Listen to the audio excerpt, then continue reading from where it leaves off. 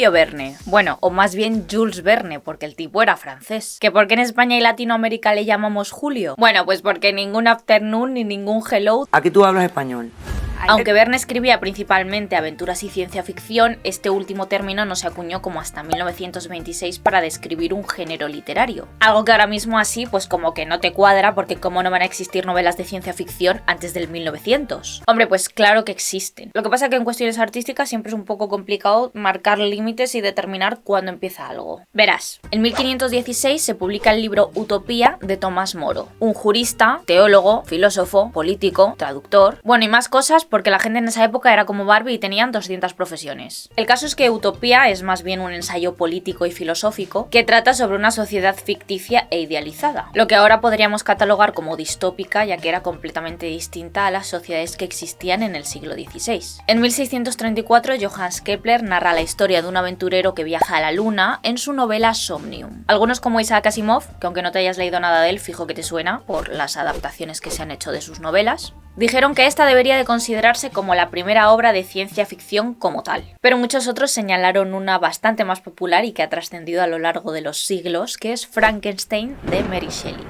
Dicho esto, ya queda claro que a principios del siglo XIX oficialmente se estaba escribiendo ciencia ficción. Pero era un poco básica, ¿no? En plan que nadie te daba como muchas explicaciones de cómo funcionaba esa tecnología futurista. Claro, o sea, Mary Shelley realmente no pretendía explicar de forma realista cómo dar vida a un collage de cadáveres, ¿no? Porque tampoco era el punto de la historia. Pero es que entonces llega Julio Verne y decide tomarse súper en serio la parte de ciencia dentro de la ciencia ficción. Porque a ver, el tío no era científico, pero sí que tenía amigos que lo eran para hacerle sus consultas más técnicas y además se pasaba horas en la biblioteca investigando para que sus historias fueran lo más verosímiles posibles, aún escribiendo sobre cosas que no existían todavía. ¿Qué dio esto como resultado? Que muchas de sus investigaciones convertidas en historias de ciencia ficción acabaron siendo una realidad al cabo de los años. Ríete tú de Nostradamus. ¿Julio Verne inventó Internet? Bueno, a ver, a lo mejor me he venido un poco arriba. Pero es que en su primera novela, París en el siglo XX, escrita en 1863, describe una ciudad con coches de combustión interna y trenes de alta velocidad. Toda ella comunicada a través de una red internacional que conectaría distintas regiones para compartir información. A mí eso me suena como una persona del siglo XIX describiendo Internet. Pero es que esto es solo la punta del iceberg.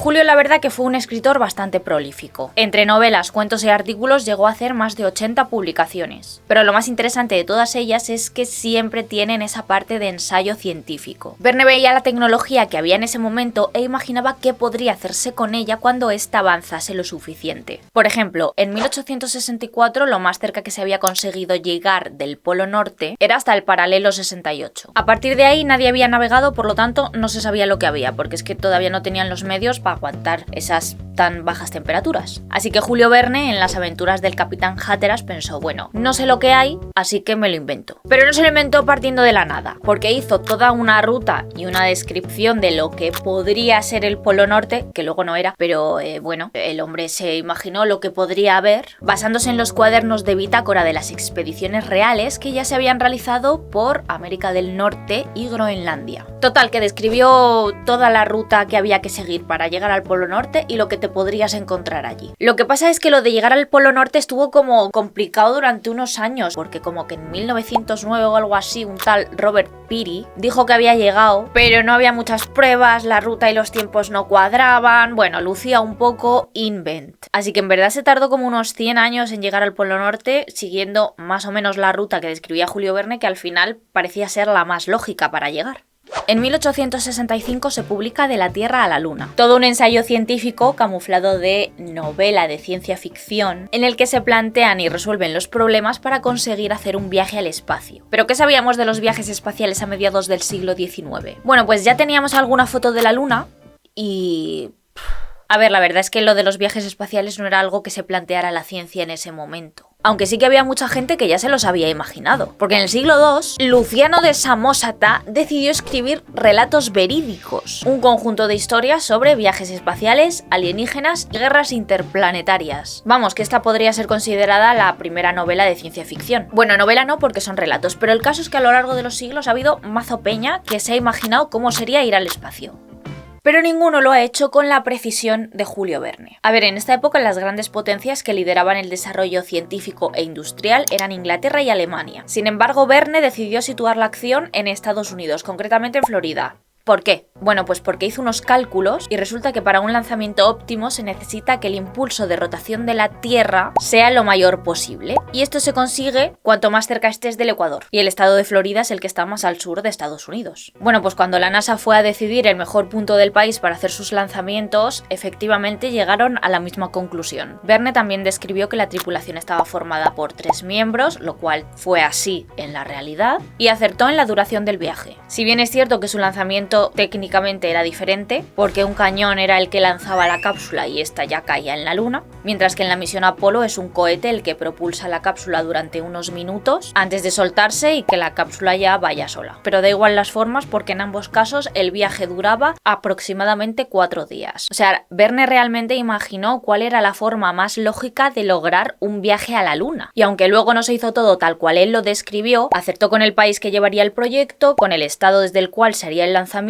con el número de tripulantes y con la duración del viaje. Para 1869, Verne nos lleva de travesía bajo el mar con el capitán Nemo y su submarino Nautilus. En ese momento ya existían los submarinos, pero eran bastante pequeños, no podían sumergirse demasiado y de hecho la mayoría eran manuales, o sea, quiero decir que había gente con remos para mover el submarino. Sin embargo, en 20.000 leguas de viaje submarino, el capitán nos explica con pelos y señales cómo funciona su fantástica y enorme nave, que utilizaba la electricidad para proporcionar luz y calor al submarino, y su funcionamiento se basaba en una especie de batería de sodio y mercurio. Obviamente esto no existía, lo más parecido eran las pilas de zinc, pero eso no se podía usar para mover un submarino. De hecho, lo más similar que había es que unos años antes de publicar esta novela se había creado el primer submarino con motor de propulsión a vapor, pero que ni siquiera estaba estandarizado. En plan que el submarino eléctrico no llegó hasta el 1900. Casi, pero no, porque en realidad fue en 1888 y lo inventó un militar español.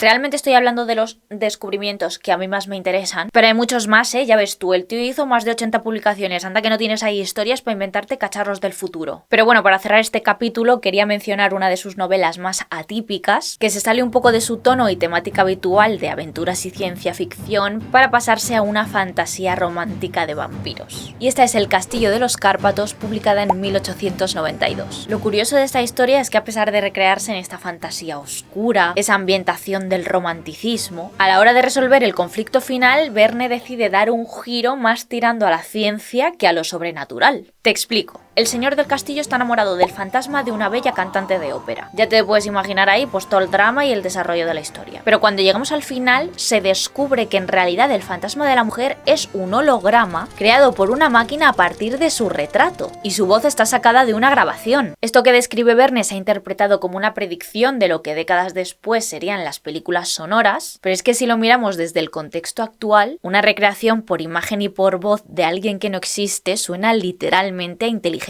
artificial.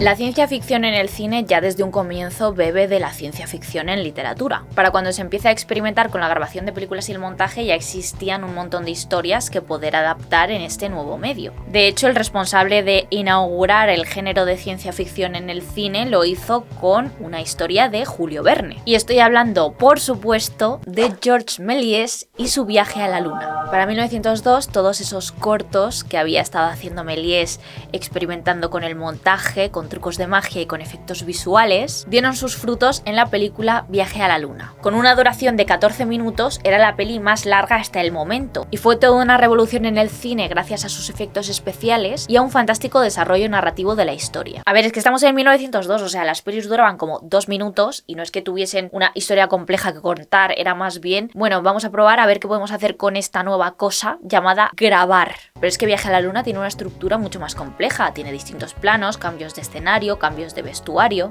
Si quieres saber más sobre Georges Méliès y toda su carrera, que sepas que tengo un vídeo hablando solo de él. Es de los primeros que hice y estoy toda tímida ante la cámara y el montaje es sosísimo, pero le tengo mucho cariño porque me gustó mucho hacerlo. En fin, que Verne tampoco es que tenga como una lista larguísima de adaptaciones, ¿vale? No es como Shakespeare, que tiene que tener como 250, pero sí que se han llevado a la pantalla algunas de sus historias más populares.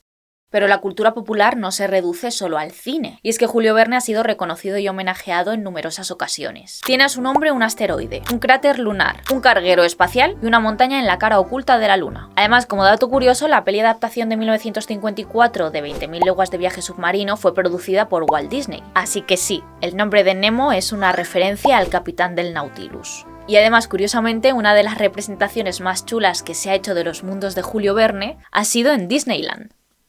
A ver, el parque de Disney World en Orlando ya llevaba unos años funcionando con mucho éxito. Así que pensaron que bueno, ¿por qué no abrir uno también en Europa? Así que después de un largo proceso de años para intentar elegir la ciudad ideal, que por cierto en España teníamos como 5 o 6 ciudades que eran las finalistas para albergar este parque, o sea que en un futuro alternativo podríamos haber tenido Disneyland Málaga. Pero bueno, no ha sucedido. El caso es que en 1992 pues se inaugura el parque en París. Pero no estaba siendo tan popular como se esperaban. No te voy a aburrir con números, pero el resumen es que 2 años después el parque estaba casi en bancarrota. ¿Cuál fue la salvación? Pues una atracción enteramente basada en las obras de Julio Verne. Y dirás, Patri, en los parques de Disney solo hay cosas de Disney. Bueno, sí, ahora. Pero en 1995 la Space Mountain de la Tierra a la Luna fue la excepción que salvó el parque. Porque además lo hicieron a lo grande. Construyeron una gran pirámide en cuyo interior había un lago con una recreación del submarino Nautilus, que además se podía visitar por dentro. Querían hacer una montaña rusa que te llevara al centro de la Tierra, pero al parecer por presupuesto y tiempo y tal, lo acabaron descartando, aunque viendo los diseños habría sido increíble. Y la atracción principal, una Space Mountain, en la que podías viajar a la Luna. En plan que tenían efectos para que pareciese todo súper realista y súper currado. Salía humo cuando el cañón lanzaba el cohete. Veías la Luna y todo decorado como si estuvieras realmente en el espacio. E incluso compusieron una banda sonora exclusiva para darle ambientación. Vamos, chulísimo. Además es que tiraron la casa por la ventana y lo inauguraron por todo lo alto. Hicieron un fiestón de varios días que incluían un concierto de Elton John, varios espectáculos y visitas de personajes famosos como por ejemplo el astronauta Buzz Aldrin. O sea, es que incluso hicieron una conexión con la Estación Espacial Internacional. Es que cada detalle estaba pensado para meterte de lleno en el universo de Julio Verne, siendo más una experiencia que una atracción. Esto fue todo un éxito, la gente empezó a ir en masa, estaban todos living con Julio Verne y de hecho es que en un solo año subieron tanto los números que se salvó sin problema y el parque pudo continuar. ¿Qué acabó pasando con esta atracción? Bueno, pues resulta que en 2005 la cerraron y la cambiaron por una bastante chusta, en la que ya no ibas a la Luna, solo era un viaje al espacio y ya no tenía nada que ver con Julio Verne, pero la estética de fuera y la de dentro no encajaban, bueno, un poco cuadro, la verdad. Y en 2017 pues ya la convirtieron en la Hyperspace Mountain de Star Wars. Para mi gusto, un declive en general. Como la gran influencia que es, también hay varios videojuegos inspirados en él, y el primero en hacerlo fue Viaje al Centro de la Tierra en 1989. Fue lanzado para ZX Spectrum, que era un ordenador de 8 bits para uso doméstico que fue muy popular en Europa. El juego combinaba la exploración, los puzzles y la acción y se convirtió en todo un referente en el género de aventuras gráficas. Desde entonces podemos encontrar sagas, juegos independientes, con unos escenarios ilustrados preciosos e incluso creados completamente en pixel art. De hecho, hay hasta un juego de rol. Julio Verne era tan buen escritor de ciencia ficción porque era capaz de observar el mundo real y la ciencia de su época e imaginar cómo podría evolucionar y aplicarlo a un contexto ficticio. Es como en Los Simpson, no es que predigan el futuro, es que sus guionistas eran increíbles y sabían ver cosas que podrían pasar y aparatos que iban a acabar existiendo. Por cierto, no recuerdo ninguna referencia a Julio Verne ni en Los Simpson ni en Futurama, y esto es algo que me sorprende y me disgusta a partes iguales.